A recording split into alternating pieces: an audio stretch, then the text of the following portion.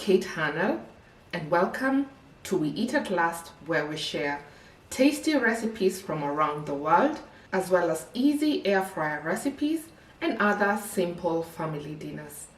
Today on the menu, air fryer frozen potato wedges. If you ask me, these are by far one of the easiest things you can make using your air fryer. Sounds interesting? Let's air fry.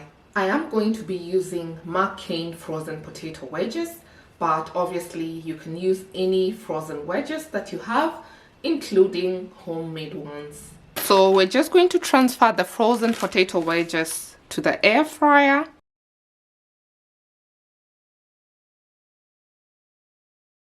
And we do not want to fill it up too much, so no overcrowding.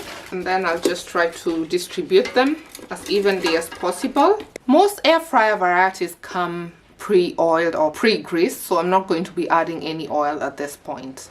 When it comes to serving these crispy wedges, the list is endless. Everything from steak, chicken nuggets, fish, broccoli, green beans, salads, as well as your favorite dipping sauces such as mayo or ketchup.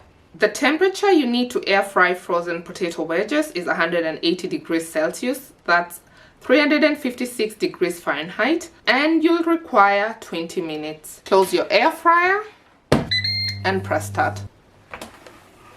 And these are done. You can cook them 1 or 2 minutes longer if you prefer them crispier, but I find they seem crispy enough. Thank you very much for watching. I hope you enjoyed this air fryer frozen potato wedges recipe.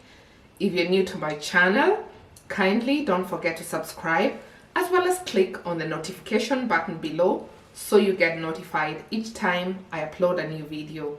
I'm glad you stopped by, and until next time, bye bye.